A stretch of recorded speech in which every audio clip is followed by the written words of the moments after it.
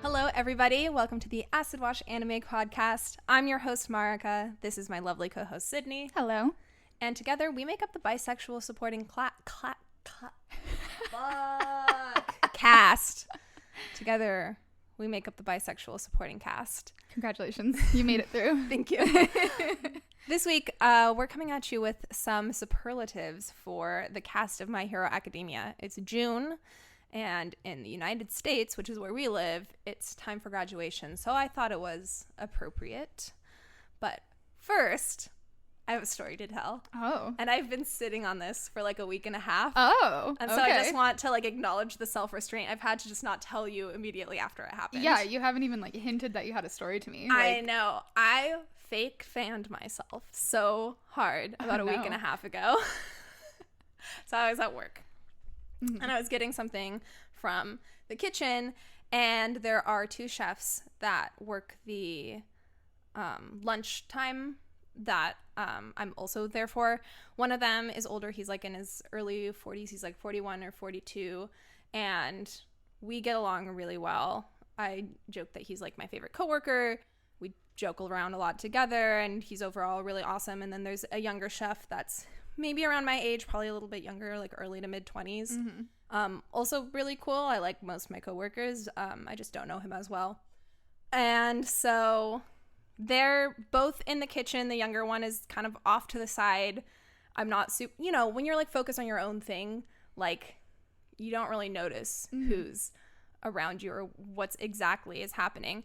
And so both of them are Mexican, as are a lot of coworkers that I work with. So I'm used to Spanish being spoken around me like a lot of the time, and I don't understand Spanish. I understand maybe like 20% of what they're saying. So I'm used to having conversations that I don't understand just kind of happen around me. Yeah. And the older chef is talking. He's saying something that I'm not registering as English, so I'm just like not even paying attention. Yeah. I'm assuming he's talking to the other guy. And then he's looking at me, I realize. And so I'm like, oh, are you talking to me? And I look at him, like, what are you saying?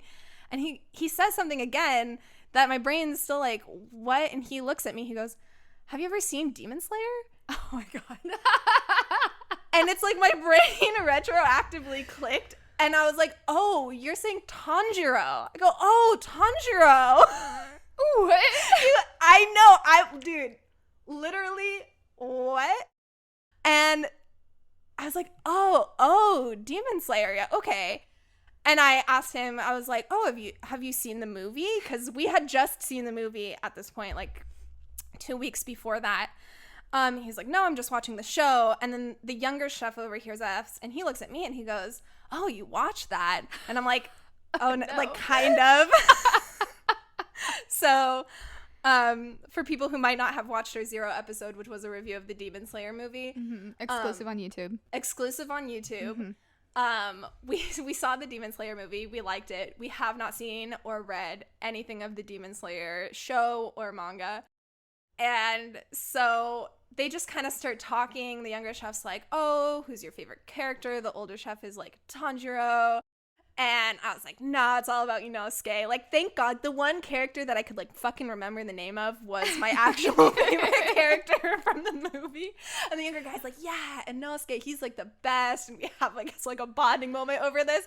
And in the back of my head, I'm just like, I don't actually watch Demon Slayer. Wow, we have to watch this, like, next. Yeah, and so later on in the day, the younger chef actually came up to me and was just asked, he's like, oh, so do you watch a lot of anime? And I was like, oh God, like, how do I answer this question? Like, not really, but yes, I'm in the middle of, I was like, kind of, and I asked him what his favorite was, and he was like, Demon Slayer, so of course I've, like, super fucked up there. Oh, no. But later on, the older chef came up to me, and we have these little labels that we put on food once it's open or prepared that have what it is and when it was opened, the shelf life and when it expires, and our initials. And we put that on all open or prepared food. And so he's like, look, and he holds up a container of the food with one of the labels on it, and in the initials place it says Tanjiro, and he had just been putting Tanjiro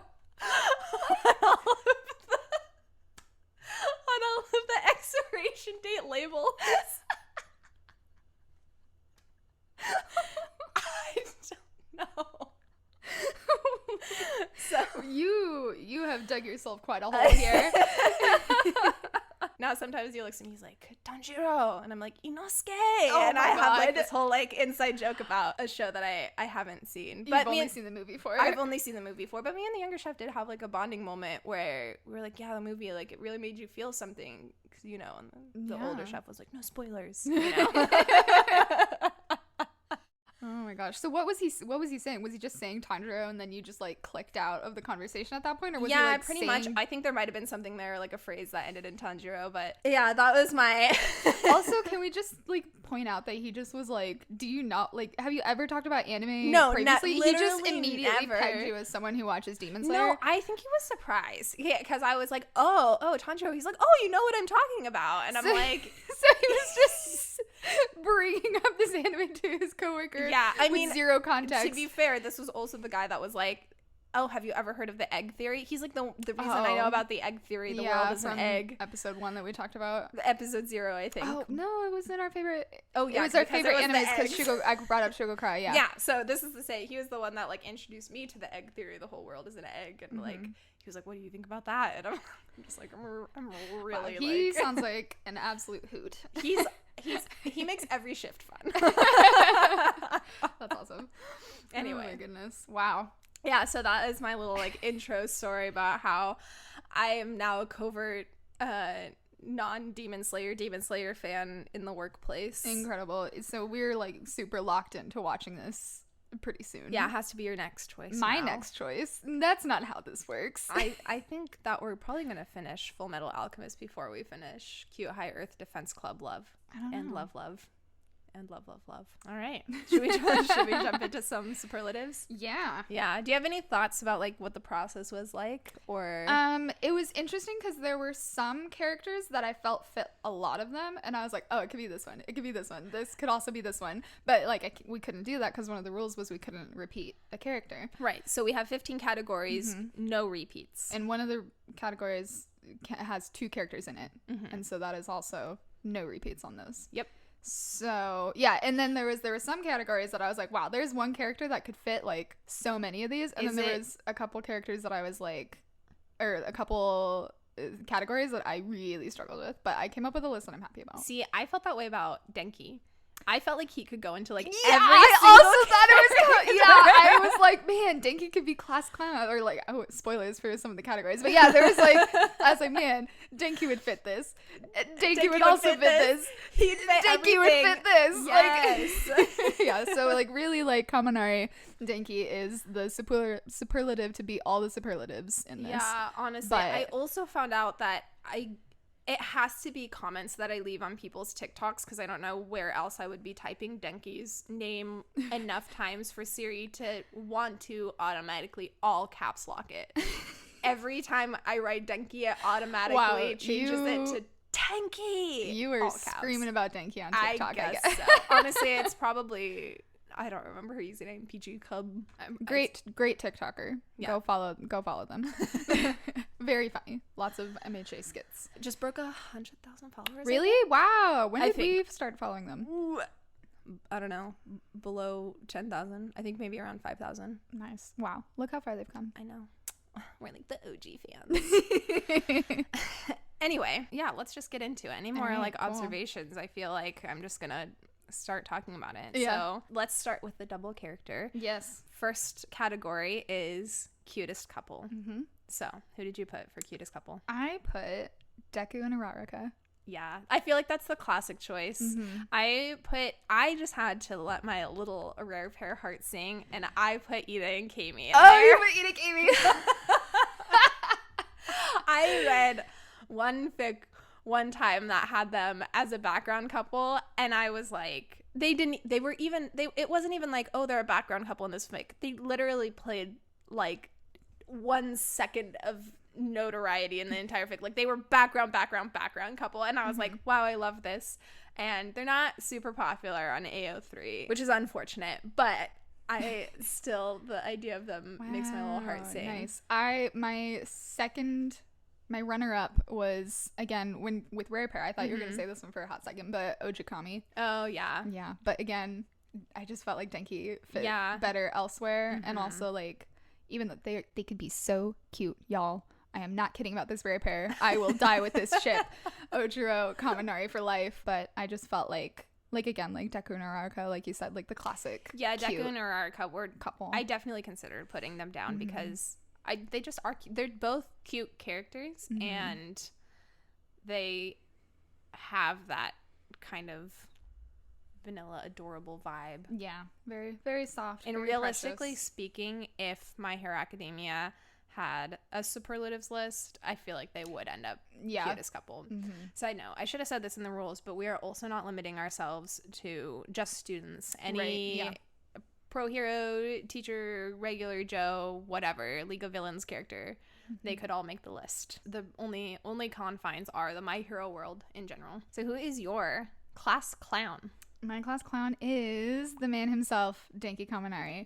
Yes, I originally had him there, but then I had to put him into a different character. So I put class clown as Sero because I feel like he could get riled up by Denki and take it away himself. I actually had a pretty hard time deciding what that was going to be once I decided to put Denki somewhere else. I was like, I don't know, just no one fits as good as him, but I ended up at Sero. All right. I feel like we have a solid combination of characters. Yeah, probably. I was like, it's Denki. Like, if it was... No. Like, I see your points with Sero. I just feel like it's so solidly Denki. It is really solidly Denki. I agree. All right, who did you have for Life of the Party? Life of the Party. I started with Denki, and then I switched to Sero. Wow. Yeah, so I put Mina down. Oh, that's a good one. Yeah. She would kill it on the dance floor. Yeah. I put Sero because like kind of with the class clown vibe. Like he's like fun loving. He's like kind of go with the flow, and so I feel like he'd turn up with like the best snacks at the party. He'd probably like take over DJing from Jiro for like a hot second, like surprisingly like surprise everyone and like kill it, and then like I feel like he's like just carries good vibes with him, and so like everybody's like, Sarah's here, like this is great. Like he's not someone who arrives somewhere and you're like, damn it. He is someone that everyone would like want to have at their party. Absolutely. So, but yeah, Mina is that's a good one as well. Yeah, I just feel like she has a really upbeat personality that would be conducive to existing at a party. And also, I don't remember if I already mentioned this earlier, but she would break it down on the dance floor, obviously. And I feel like at like a party, it is so important to have those people who are hype enough to keep that going. All right. Most likely to win the lottery, but lose the ticket. I put Tamaki. Oh, that rings so true, but you went in such a different direction than I did. Yeah. This is the category I put Denki. Oh, okay. Yeah, see, again, I thought of Denki. I also thought of Deku for this. Yeah. But I already put him in the cutest couple. I kind of see what you're saying, but I also just feel like he's also really responsible. Yeah, I just feel like he'd get like really excited and then it'd like blow away in the wind, and he'd be like, or he would be like, oh, I just have to fight this crime, and then his costume would get destroyed along with it. He wouldn't lose the gentle lottery. Criminal arc where he like goes out for one errand and gets like attacked by villains. Like he wouldn't lose the ticket, he would get it destroyed in the promises. But I feel like it would be just Tamaki Yamajiki's luck to win it and lose it. Yeah, like just imagine. I don't want to imagine it. I mean, I already imagine it because I like put him in the spot, but I just like his like he'd be so happy. He'd be like, oh, something good happened, and then like blow away in the wind, and he'd just be like so crushed he wouldn't even try to like, I don't know, octopus tentacle and like grab it. He'd just be like, I want to go home. He's like, this is why I don't leave my bedroom, Oh, poor baby. Yeah. He doesn't seem like the type to be buying lottery tickets, so I bet he got talked into it. Yeah, he was probably like a birthday gift from Mirio or something. It was like, you're one in a million, buddy, so here's your lottery ticket. And then he wins, and then he loses it. And it's sad. All right, who is your most likely to become president? Momo. Mine is also Momo, nice, which is ironic because she didn't become president. She didn't become president. Justice for Momo. I just think it's so fucked up. Because Deku wins, and the class presidency obviously is what we're talking about. Deku wins, Momo gets vice president. Deku then decides that he doesn't want it because it should go to Ida. But I'm sorry, that's not how elections work. The Vice, if I was Momo, I would carry that fucking chip on my shoulder probably forever. Like, if Midoriya has decided that he's not the person for the job and wants to fuck off, fine, let him. But you know who's next in line for that position? The vice president. Mm-hmm. You don't just rehold an informal at that election to elect some guy that managed to corral people in a crowded hallway. My God. I almost agree. Like, I don't know. I was going to say, I thought that Ida was going to get the presidency from the very beginning because he's just, you know, that type of character. So it makes sense that he would end up that way. It's kind of fucked up that he stepped on Momo's toes to get there. Mm-hmm. I also feel like it could, although there's no way that My Hero would have focused enough on it to make it a worthwhile plotline, but I think having Momo in that position with her established insecurities could be interesting. Mm-hmm. I think it could be a really interesting character exploration because, so she got the 2 votes, which was Todoroki and herself. So she also voted herself into that position, which again is kind of an interesting contrast to how she views herself sometimes.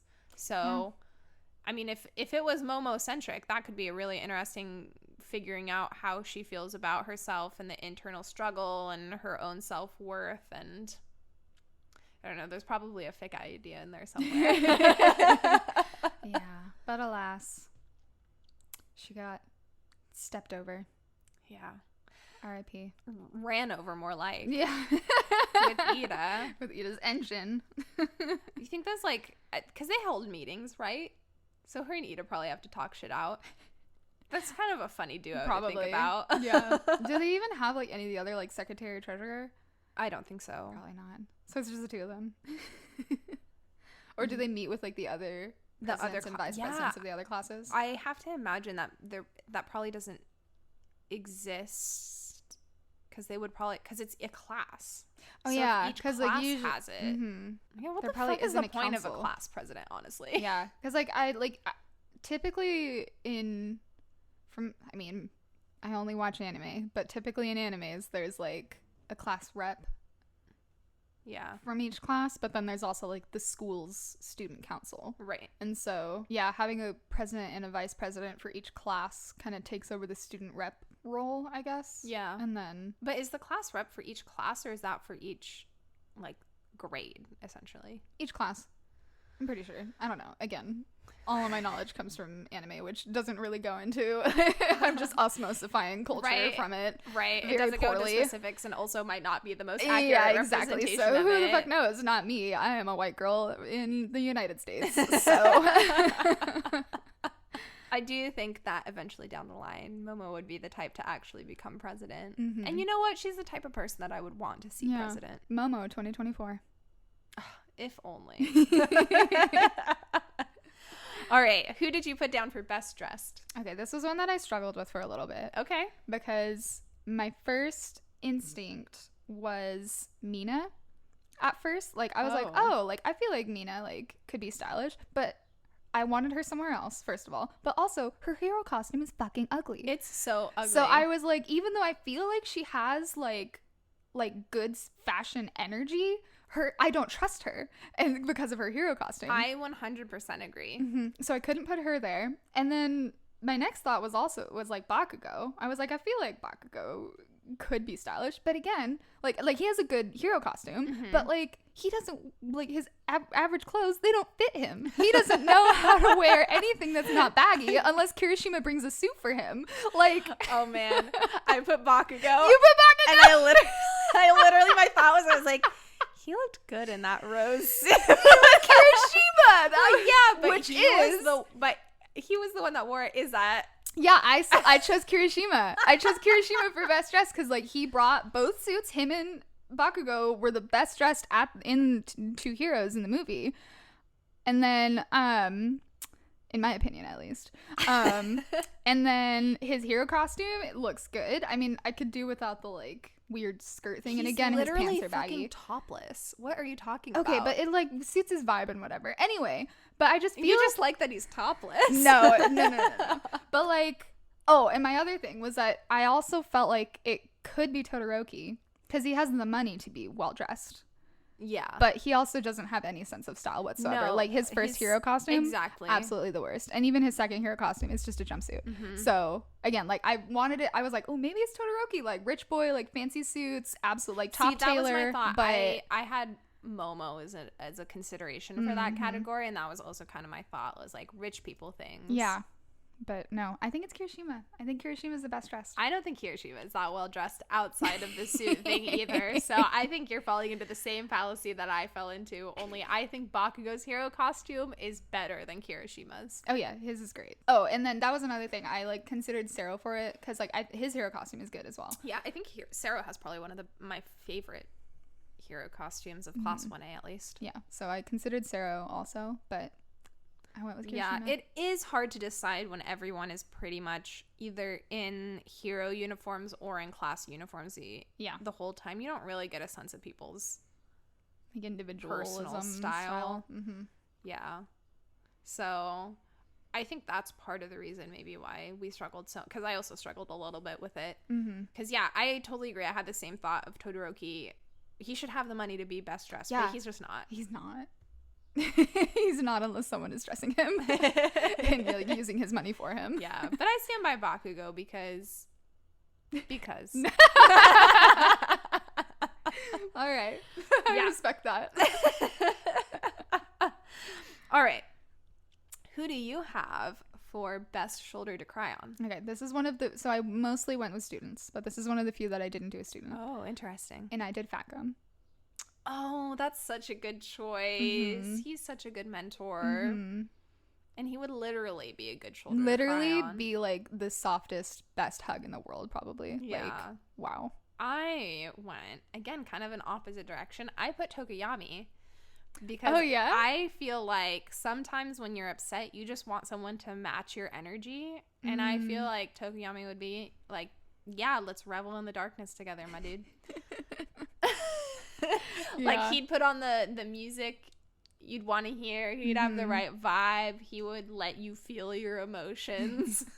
Dark Shadow would probably come out and like try to cheer you up. So I just feel like you would vibe with Tokoyami when you're sad, and he would just be willing to listen to your problems. And yeah, I vibe with that. Cool.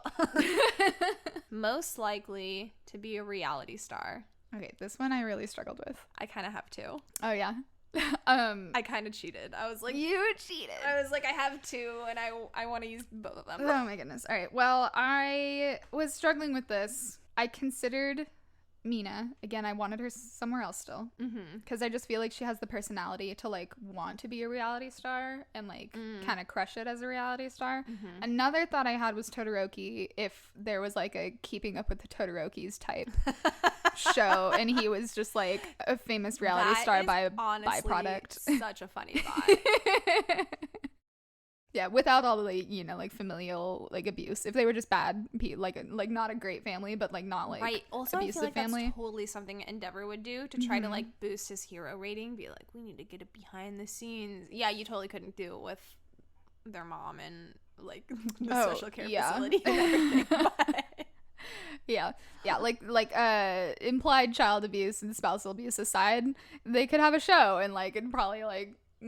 Keeping Up with the Todorokis. Yeah, but don't you feel like Endeavor is also the type of person to think that like this would help fix the family? Oh, because, probably. Yeah, he'd probably be like, we need to get closer as a family, like like my like business support whatever agency like approached me about doing this thing, and like it'll be good for the family and for Yumi's my probably like, okay dad, we'll give it a shot, like and then like Natsu and Shoto are like, sure. And they just like cause as many problems as possible. Like Todoroki would be like, or Shoto would be like, get me the fuck out of here. Or like, I don't give a shit, I'm gonna be a UA. Like, yeah, something like that. Yeah, but so that was my your choice. No. Those were my considerations. What I landed on, it's kind of far-fetched, I landed on Tokoyami. I just feel like he would end up on some like one-off episode of something, like Tour My House or something, and I feel like people would see him and he'd become like a cult favorite. Like people would see him and his vibe and they would just latch onto him and they'd be like, we stan Tokoyami, and like he'd just be like internet famous overnight or something. Solid. So that's what I landed on. Okay. But again, I did struggle with this a lot. I can vibe with that. So I have two options because my brain went reality star, kind of like one of the people the show is happening to, but also reality star, you need a host. Oh, okay. And so my first, and if I had to choose one, would be Toga, because I just feel like she's fucking nuts. I was just trying to think like who, because you always want the messy people on reality TV, because they're the ones that start shit and cause drama and they'll be in everyone's business, and I just feel like Toga would fit that perfectly. Like picture X on the beach and Toga's there. Like she's fucking all the guys, she's fucking all the girls, she's starting drama, she's stealing people's stuff, she's talking mad smack in the confessionals. I just feel like she's exactly what a producer would want in a reality show. But like my backup is Hatsume Mei, because I feel like she would host some weird reality show like a la Shark Tank. And just, or either like Shark Tank, people pitch their crazy tech ideas, or like a how things are like made type situation where, you know what I mean? Yeah. I just feel like she would be a really good host of a reality show, and so I wanted to throw her in there. She'd be like off the wall too. Like she'd get so wild, and people would probably like it'd be like she'd probably have like such a, I don't know, like niche personality, like not something you'd like expect for a host, but like people are like, wow, she's so different. I vibe her. She's and, so like, quirky. Yeah. Quirky dream girl. Yeah, so I wanted to shout her out too. So she's my unofficial second pick for that. All right. Who do you have for biggest flirt? This is where I put Mina. Oh, okay. I just feel like she's a woman who knows what she wants and she goes for it. You know, equal opportunity. She's flirting with the girls, she's flirting with the guys, she's flirting with the non-binary folks in between, everything. And yeah, I just really felt like it was Mina. I put Midnight. Yeah. I mean, for obvious reasons. That's good. Yeah, that's the actual. Yep. Yeah, I don't really have any more explanation than just look at who she is as a character. Yeah, R-rated hero, Midnight. All right, best smile. Best smile, I put Aerie. Oh, that's such a precious choice. Yeah, I just think about like at the concert when like is she like, I don't know if Miria's like holding her or if she's on like his shoulders, and like she like smiles and just like so big and like happy with the lights and like confetti and stuff. And she's definitely someone that everyone wants to make smile too. Yeah, that she deserves so all the adorable. smiles. I love that answer. I put Kirishima as best smile because he has that toothy, sharp-ass, shark grin. Yeah, and he doesn't hide it. He's giving all the smiles out all the time. If he's happy, you know it, because he's just grinning. And I think that's one of his best traits. Yeah. So I did think about him for that too. Yeah. But I had landed on him for best dressed already, and also I really wanted to put Aerie. Crocs. Listen. I mean, if you're gonna put him in for best dress, we have to bring it up. Yeah, I forgot about that until you just brought it up. All right, this is an interesting one. Side note, I got all of these off of Shutterfly of all places. Shutterfly? Yeah. Okay. The picture printing place. I'm assuming they probably have some sort of deal to make yearbooks. Would be my guess is why they're on there. Or maybe senior photos. People are getting their senior photos done and printed through them. But they have a whole list of like so many superlatives, way more than I even included in here, and a bunch of different categories for them. And so this is one that they had listed that I thought was very strange but funny. So this is most likely to be ID'd when they're 30. I put Minata.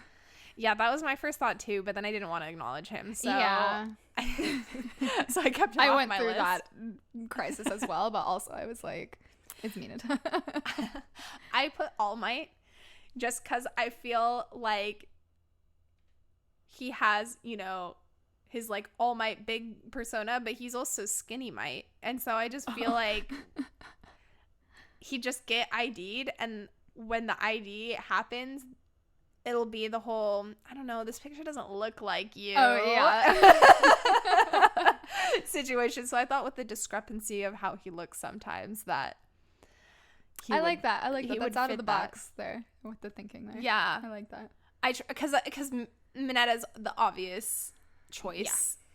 Because he's short and annoying and has a baby face, and his costume's literally a diaper. Yeah. But I fucking hate him. Yeah. And I didn't want to give him an extra spot in the yearbook. Yeah. I just figured it was like, I don't know, maybe the most negative of them. So I was like, this can be him. You're talking to someone who's going to be 30 soon and probably still going to be getting ID'd. True. Hey, but that just means you look young. Oh, thank you. All right. Who did you put down for biggest gossip? Okay, so this one I put Monoma. Because he's just out here talking mad shit all the time. I originally had him down, but I switched him out for someone else. My biggest gossip is Midoriya. Oh, because he would have all the has all the info. People. Yeah. Like, and I feel like he wouldn't even intend to be a gossip, but he would be, because he has all the info, and you know he loves talking to people about it. Because he'll be like, oh my god, they da-da-da-da-da-da-da. And people would be like, oh my gosh. Oh my god. Yeah. My special mentions are Midnight. Because like I feel like she's up in the teacher's lounge being like, oh my god, I heard students talking in the hall, and like this is the shit that's going down. And, I completely agree. Yeah. And then my other one, this is like a long shot. My other one is Coda. But in terms of like animal gossip, like he knows what's happening in the woods. Like either that, or he gossips about Class 1A and UA, but to the animals in the woods. Yeah, so that was a out of left field idea that I had, but yeah, I just feel like Monoma is what I landed on, because like he seems like the bitch to he's do so. The absolute like will start a rumor for funsimes. Oh, like, definitely, or for revenge. He's talking mad smack about Class 1A all the time. Definitely, I totally agree with you. Yep. All right, who is your pick for? I think I'm saying all. I think I said all right before like every all time. Right. All right.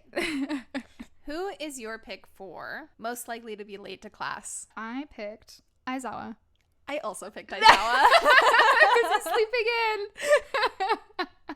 Like I feel like, you know that meme or like joke or whatever that's like, oh shit, I'm late for class. Oh, I'm an adult. I don't go to school anymore. Fuck, I'm the teacher. Yeah, like I totally know what you're talking about. He's the epitome of that meme. Like, absolutely. He's like, like I get to go back to sleep. I don't go to school anymore. The real question is when he was a student in UA, do you think that he was constantly late for class? Yes. All right. Yes. Do you? Yeah, probably.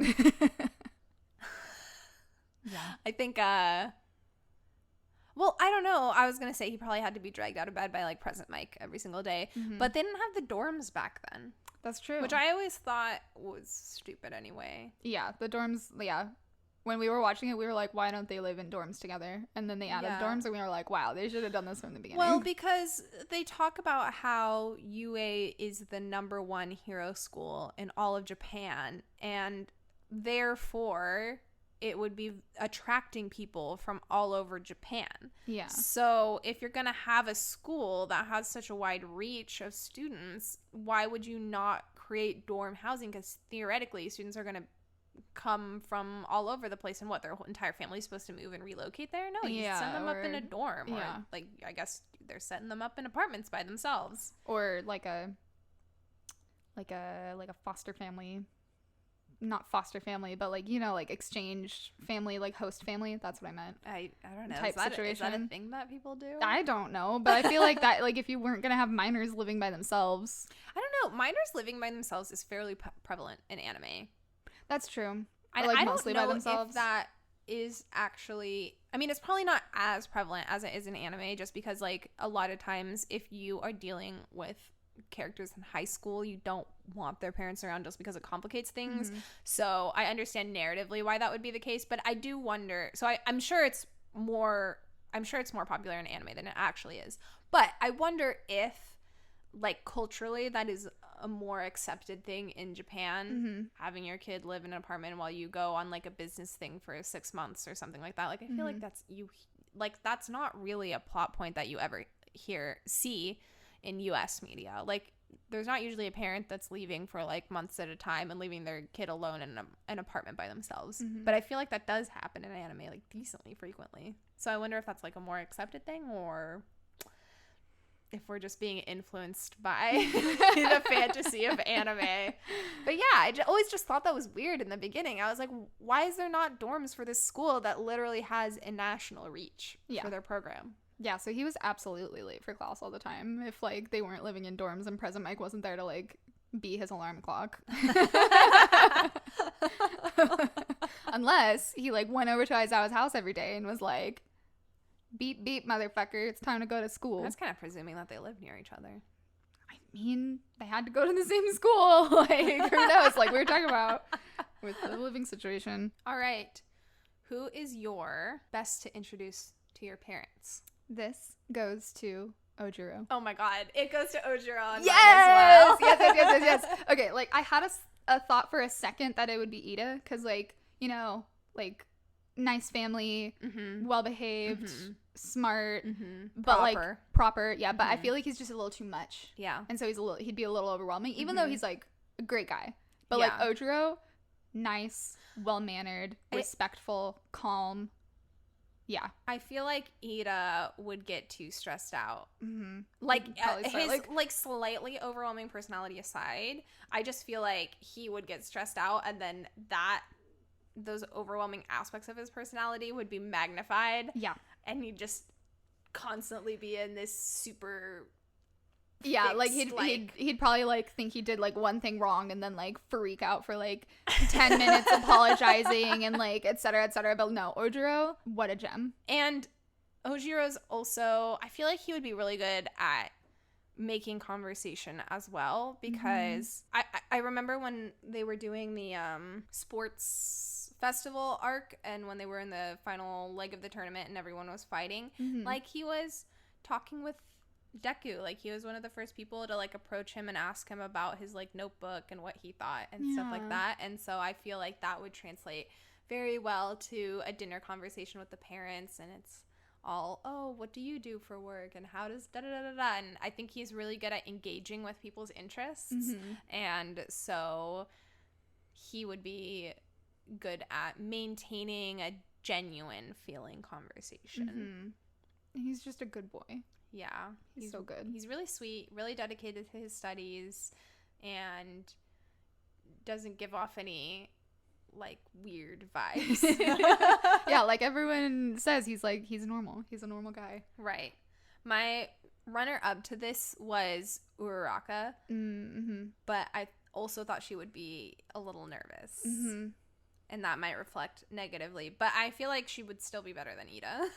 Yeah. Because my instinct was try to think of one of the adults for it, since I don't know, I just thought they would be probably like more mature and so easy to take home, but the adults are fucking whack. You know what I mean? Yeah.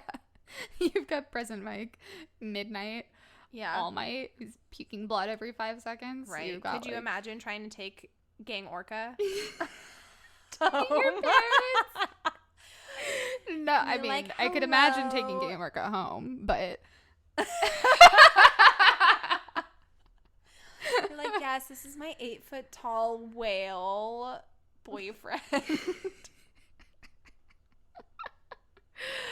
Yeah, no.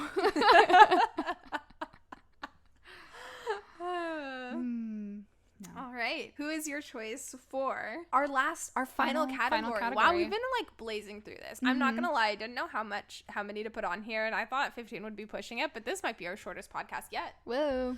Anyway, our final category, and I saved this one for last purposely because it is most likely to write an autobiography, and I thought, you know, usually autobiographies come when your career is towards the end or you've accomplished something significant in your life. So I thought this was the appropriate last question because it kind of sums up, you know. Yeah. We had our entire list, so now here's the final conclusion. Most likely to write an autobiography. Who did you have? I put Aoyama.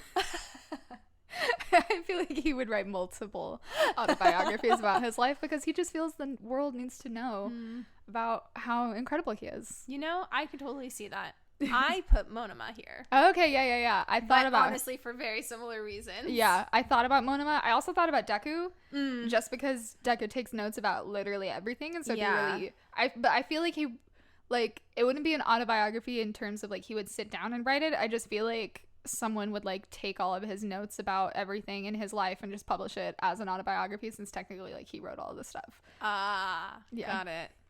Yeah, I thought Midoriya too, just because, I mean, he has like the fantastical story of like going, like if anyone had the life to put into an autobiography, it would be Midoriya, going from quirkless to having not just any quirk, but like all for one and one for all. Whatever. Yeah, you're right. Yeah. Having one for all, and then now we're finding out all the quirks that go along with that from its previous users. Like that is an autobiography. I mean, technically speaking, he probably wouldn't want to put that information in an autobiography, but if he were to, like, holy shit, is that a life to start talking about? Or even if he was keeping up the fake kind of story of his quirk just developed late, that would still be an interesting autobiography. Like shit, you go through not half your life at the end, but a good chunk of half your adolescence thinking you're quirkless, and then developing and getting bullied for it, and then developing a quirk so late.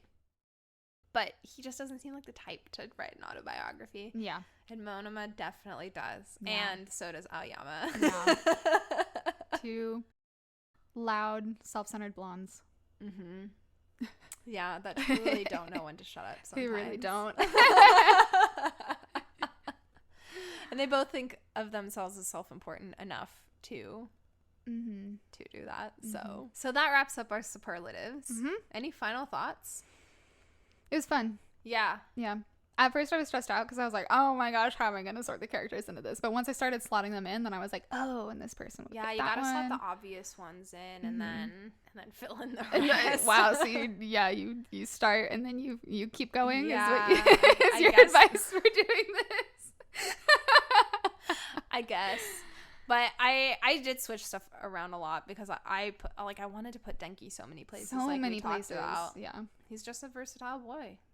And originally I was thinking that I wasn't going to have like any of our main characters anywhere. But so the categories that they ended up being in were some of the last that I was filling out, because I was like, holy shit, like I don't have Midoriya or Bakugo or anyone. You know what? Who I bet would also probably be best dressed? I feel like Nejire. She could probably have fit there. Yeah. I considered her for Biggest Gossip too. Just because like she's really nice, but I feel like because she's so nice, everyone would like tell her all the secrets. And like, you don't think she would keep them though? I don't know. Like that's why I didn't even mention her in my like runner-ups for that. Because like, yeah, like I feel like she would know everything because everyone would tell her, but she probably wouldn't tell anyone else though. I bet she might tell Tamaki and Mirio. Like I feel like the three of them, but it's like contained, like they don't let it escape. Like from Mirio, the three of them, such a gentleman, would never tell. Tamaki doesn't talk to anyone besides them, so you know. Well, if that is all your thoughts, it's time to move on to Sydney's segment. Okay. Again, I feel like I low-key think of topics before this and then I forget them, but just start keeping a list and then you can start qualifying every segment. I know. Anyway, we just finished Escape the Infinity. Yeah. Because we were watching on the dub and we didn't know when we started that the dub wasn't complete. So we ran into I think it was like episode 7 or 8 and we were like, oh, this is in Japanese now, which would have been fine, but we really liked the dub, so we wanted to keep watching it with the dub. But yeah, so I'm not a huge like sub versus dub, like watch whatever you want, but if you're not watching the skate dub, you're wrong. It's so good. Yes, and fun fact, if anybody doesn't know this, one of the producers is the English voice actor for Kaminari, so one of the voice directors. Yeah. Is he a producer? I thought he was a producer. I thought he was a director. He's in charge of management of something with the skate dub. I thought he was he was one of the directors for the voice actors. I don't know. Anyway, he's like, he does cool stuff, and he seems like a cool guy, at least from what I've seen on TikTok. So I do really adore his TikTok account. Yeah, he just seems like so nice. But anyway, yeah, so we finished Skate the Infinity, and yeah, I kind of just want to talk about it a little bit. But you're Googling. I am Googling. We can just pause and I can cut it out. Kyle Phillips, is that him? Mm-hmm. The photo that shows up on Google for him, he looks so different. It's so young. Yeah. I was like, is that him? Because I just know him on TikTok with a beard and a ball cap usually. Exactly. I feel like he's always wearing a hat. Ball cap. I heard bald cap. Yeah, his photo on IMDb is much better. Let's see. All filmography. Dude, he's not even credited on IMDb for it. Yeah, he's an ADR director. I don't know what ADR stands for. Automated Dialogue Replacement. ADR is the process of re-recording dialogue by the original actor or replacement actor after the filming process to improve audio quality or make changes to the originally scripted dialogue. Oh, it says dubbing is sometimes confused with ADR. So why is he an ADR director? I don't know. But I believe he's a director for the voice acting part of it. He's one of the directors for voice acting. Mm-hmm. Okay, so Kyle Phillips, who is the English voice actor for Denki Kaminari, is some type of voice acting or sound, etc. for the English dub of Skate the Infinity. Mm-hmm. And he's doing a great job. Yes. Him and the rest of his team, whatever, the people who are working on the dub, both the directors and the voice actors are absolutely killing it. Mm-hmm. It's fantastic. And yeah, I just kind of wanted to talk about Skate because I don't know, it gave us a lot of feelings. It really did give us a lot of feelings. Yeah. And I can't believe that a second season still hasn't been confirmed. I have a lot of hope for it, but also people have had a lot of hope for Yuri on Ice for a long time now. To be fair, it is coming out with a movie. They are coming out with a movie. Yes. I really, really enjoyed Skate. I really enjoyed the plot. I mean, it was a little all over the place sometimes, but like I still like there are things I don't like understand. Like I like Adam's whole like real life with the police lady and stuff. Like obviously there was like some sort of corruption like happening with him and his company. I don't know. Like that was like it was like a subplot, but it also wasn't a subplot because it barely affected what was happening. Like it kind of affected Tadashi's motivations to like want to protect him, but like again, I feel like it could have been made a stronger subplot. It was a little bit underdeveloped. I think it was really only serving to provide a backdrop to explore Tadashi and what's his name? Adam. Tadashi and Adam's relationship, but it almost was unnecessary. Like the extent that it aided that explanation, it could have easily not happened and still nothing would have changed. And it served to like show like Adam's other side because like all we see is like the flamboyant tap dancing on the skateboard, like et cetera, and then we see the super like polished. But I feel like that was just as well accomplished with his interactions with his aunts. Yeah. Like, I feel like you could have cut the business line thing totally. And it also, I guess, served to, at the very end, to show his, I guess, change of heart with Tadashi. And kind of, because, because the whole thing is, I think, like, okay, these are established kind of childhood friends with a power imbalance already. But obviously, that discrepancy in their relationship has grown as they've gotten older. And they've gone from friends with a power imbalance to Adam really not respecting Tadashi at all, and even saying that he's gonna like throw him under the bus essentially for the good of the company over a fuck up that presumably Adam is responsible for. Yeah, we still don't even really know, or at least if we know, I didn't really understand what the like scandal was that the lady was investigating, like some sort of like or like perjury, corruption, who knows, whatever. Right. So I think it was just underdeveloped, and therefore it could have been cut, and the main source of conflict could just have been like him and Tadashi having their issues about the skateboarding and how that might like reflect on the business, and then his aunts to show that stressor, because I think part of it also was like as his business and personal, not skate related personal life mounted in stress, so did the severity of his actions skateboarding. But I think you could have emphasized it in other ways. But I mean, honestly, I didn't even really think that much of it until you brought it up right now. So like I said, I love the characters, and we kind of mentioned it already in either episode 0 or episode 1, I don't know. But with Shadow and like kind of how like the show like introduces these characters to us and like really makes you care about them, and they did that in a really, really like good way. Like like we talked about, like Shadow gets introduced in episode 1, and like he kind of comes off as like the main antagonist at first. You're like, oh my gosh, like this guy's gonna be a problem. And then episode 2, he's shown without the facade, and he's working in a flower shop, and he has a crush on his manager, and we were instantly like, oh my gosh, 180, we like this character now, like complete flip. Which is just like really impressive. And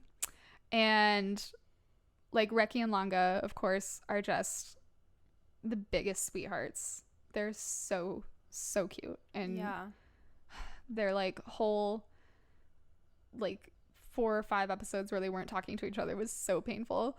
Like it was, but I felt like they did that in the best way. It didn't feel overly drawn out to me. It felt like it was given the right amount of length to develop and feel serious, but not so that it was just exhausting, because so much of the show is about their relationship, and having that be discordant for too long would have just been boring or felt pointless to watch. And so I think they timed their fight and the length of it and kind of what was happening during it really well. Yeah. And Joe and Cherry, your loves. I adore them so much. Do you adore them, or do you adore their relationship? I adore all of it. I think I mean, Cherry's my favorite character. Right. Who are your top 3 favorite characters?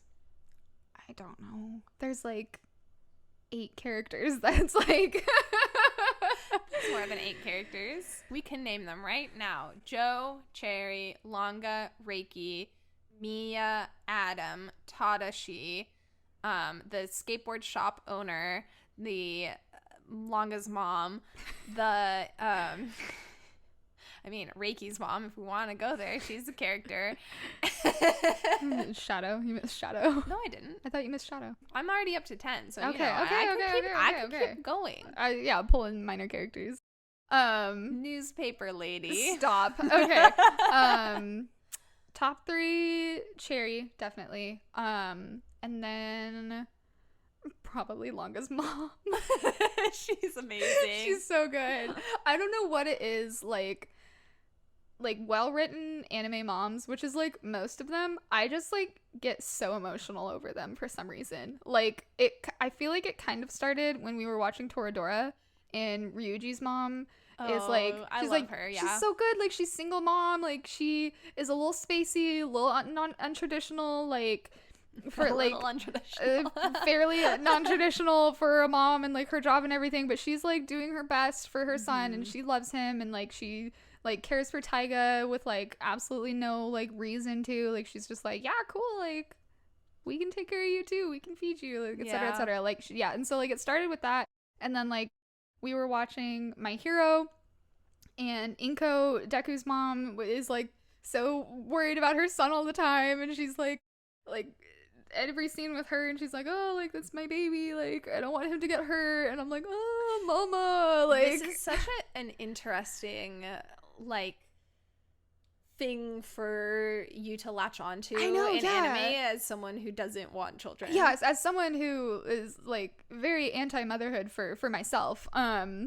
Yeah, I don't know. I have like a huge soft spot for anime moms, and like, it's just continuing with like Reki and Longa's moms. Like there was like a 1/2-second clip, like once Reki was like happy again, and like he was like eating breakfast with the family, and like it like contrasted with the previous breakfast scene we'd seen where he was like really reserved and like wasn't eating that much, and now he's like like eating and bye mom and stuff. Like she's just like in the kitchen, and it's just like a 1/2-second clip of her like smiling, and I got so emotional over that. I was like, oh my god. Yeah, or when I think was it his sister that was skateboarding Oh, that was really cute. Yeah. But yeah, I was like, I lost my mind over that one clip of Reki's mom, and you were like, chill out. And I was like, his mom is so happy that her baby's okay again. And like, yeah. And of course, like, Langa's mom is just incredible. So yeah, good. I really hope we see more of her if we get a season. I think that they'll have a season 2, because I know you brought up like Yuri on Ice, but the thing is, like, that ended really nicely in terms of wrapping up most of the story details. Like, yeah, there's room for it to go on, but it came to a very nice conclusion, whereas this one had so many like open ends and possibilities. I feel like it wrapped really nicely too, though. I feel like it wrapped nicely for a season. It didn't wrap nicely for a show. You know what I mean? Where would you want to see season 2 go? Well, I think you only just now got Adam into kind of a normal, I use that word hesitantly, place. I feel the whole thing with his company, if they did a season 2, it would be smart to kind of bring that back and show, yeah, you got the reporter gone, but then there's still other lasting consequences. Maybe she shows up again. Maybe it's other aspects of it. And then just, I think, further developing Langa and Reiki's relationship, obviously, and it's not his name, Reki. Yeah. Further developing Langa and Reki's relationship, and then developing Cherry and Joe's relationship with Adam, like, and seeing how that dynamic works out, because there's a lot of history there. But it didn't really go anywhere. It's only been hinted at. Like, there's honestly, they didn't do any, like, it's almost like the history between them is pointless. Like, it doesn't really matter that they were friends in high school for where we ended up. It matters more for Cherry, because Cherry has like his whole grudge against Adam for like never racing against him, and like Cherry's like, he never took us seriously, he never took me seriously. Yeah, but even that didn't really go anywhere. Yeah, I mean, it kind of played into like his beef with Adam, and like Adam absolutely dicking him across the face with a skateboard and being like, I've found you boring this whole time. True. Which is so sad after that flashback episode where we see Cherry absolutely enamored with Adam. Like, yeah, I think that another season would definitely have a lot more exploration into Adam's character, because we are shown like two completely different sides of him, how he was in high school versus where he ended up. And now that we've kind of broken him down and almost, I don't want to say like reset him, but there has been a change. There's a shift. Yeah. Right. There's a shift, highlighted by how he ended up treating Tadashi. Okay, you see that as such a like bigger shift than I do. He's still like, I own you. Like, well, yeah, but it's in like, yeah, he said it flirtily and Tadashi blushed about it, but that's still not a good. It's in a joking way. It's like, listen, if Adam had been like, yeah, I'm not going to throw you under the bus because I really appreciate you, that wouldn't be believable for his character. Like, that'd be like, where the hell is this coming from? This is like his way of not admitting that he cares for Tadashi, but admitting that he cares for him. Okay. I feel very strongly about that. I know you do. Yeah. Are they your favorite ship? No. Reki and Langa. Oh, yeah. My favorite ship is Cherry and Joe. I think about them so much. Why do you like them so much? I just really, really like the dynamic that has been created, which I kind of want to watch the sub to see how much of it is influenced by the dub actors, because like they both ship it and they're very open about shipping it, and they're like, this is the dynamic that we were going for, which I love. It makes me even more feral. But because I'm like, we're not alone. I feel validated. But I just really, really like the idea that Joe's been into Cherry like since high school, but like Cherry had his whole thing with Adam, and so like just the since high school, like holding a candle for Cherry, but like he like Cherry never showed interest and Cherry was always more into Adam, and then like, but I don't think that was like very apparent in the dub. No, that was that's my brain more going with it. And then just like kind of like, okay, so like the scene where they're talking about the love hug and like Cherry like rolls on the skateboard over to like Joe, and Joe's like, you're too close, or like, and like Cherry's like, hello, and like, I don't remember this scene. Cool. Well, like he like skates over, and like their faces get really close, and he says like hello, like all flirtily again, dub, and Joe's like, you're too close, and like I don't know, just like the vibe of like something about the way that Cherry's face is drawn there, like. Joe has the annoyed face in that clip. Like, he's like, yeah, you're too close. And I've said that like 5 times now. But Cherry's face is like, I don't know, almost like considering. And so I just really like the idea that he's like, oh shit, like you've been here like the whole time. And he's like, and have like, I don't know, there's kind of that like, oh, like it's you, like you're here. But then like, how do we like get out of this like antagonistic friendship that we've like maintained for so long? Like I don't know, I just feel like it has so many like sides to it that could be explored with their relationship. I don't know, I don't know how to put it into words really, but I vibe them so hard. I am obsessed with them. I think they are perfect. And I mean, of course, I really, really love Reki and Longa also. Like, I cannot believe in that last episode they were having this entire like super like, I don't know, almost intimate heart to heart in the back of the car with Mia and Shadow like on the other side of the seats. Like they were probably like, honestly, I didn't realize at first that they were in the back of the car, and you're the one that pointed it out. You said, I can't believe they're having that conversation in the car, and I was all, they're in the car? Yeah, and I was like, look, that's the back of Shadow's head right there, and like there's like the windows and the like the scenery's passing, and yeah, they're just in the back of the car, and they're all like, oh, like, oh.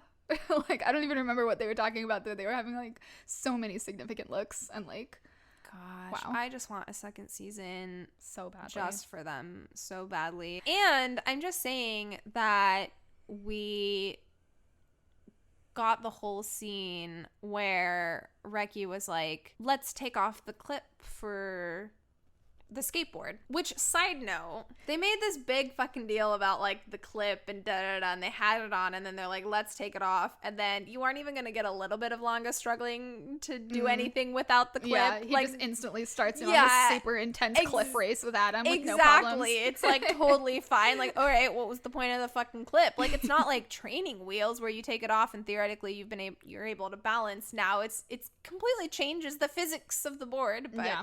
Anyway, I digress. I feel like we need more of that type of development with Longa and skating and perfecting his technique. Yeah, and I feel like we need to revisit Reki's whole character development too, because he went through that whole arc of like him being super upset of that he's probably not ever going to be the skater that he envisioned himself becoming. And so, and like he had that whole kind of crisis over like, oh, well, he could settle for like making boards, which he is good at, clearly. Like he's been doing that since the first episode, and like he enjoys it, and like he has like an intuition about it where he like makes good boards, but like kind of feeling like he's settling for that rather than like realizing that this is a valuable skill that not everyone can do, and it's maybe not the like skill that you wanted to excel in, but it's still like good and viable, and like, I don't know, allows him to like help Longa get to where Longa can be. And so finding like value in that, and while still like, because like I feel like he got to the point like his character arc in season 1 was to like where he ended is like, even though he can't be at the level that he wants to be, he still loves it. Yeah. And so he's there now, and so it's kind of like, where does he move forward with that? Is like,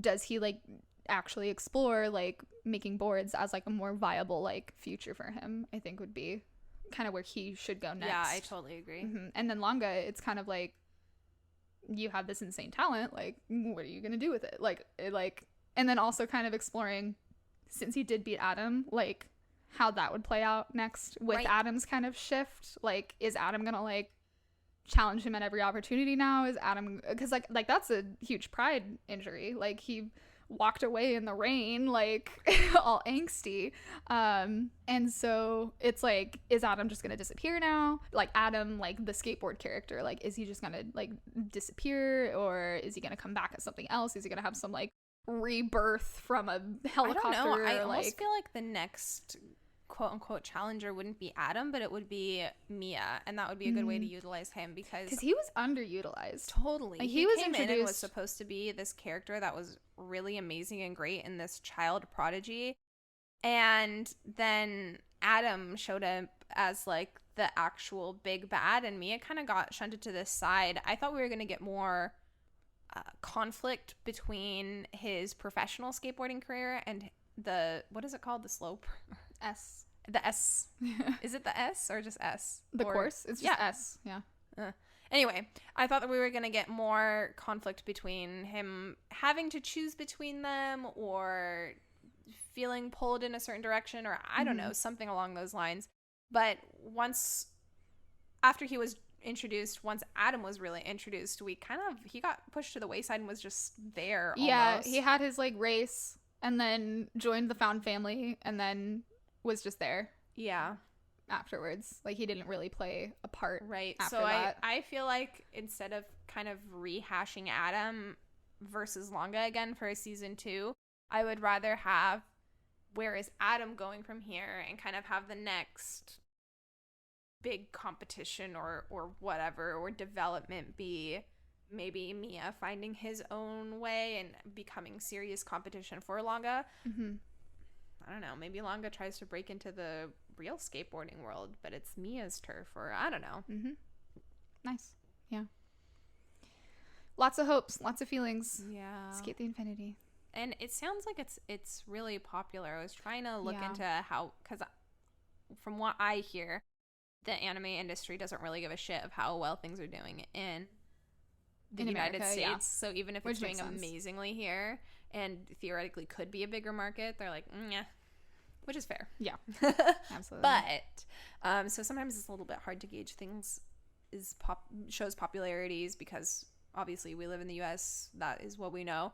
But I was trying to look into it, and it seems like skate is decently popular in Japan as well. And so I mean, they got a manga adaptation, which is super weird to think about. So I'm really hopeful for a season 2. Yeah.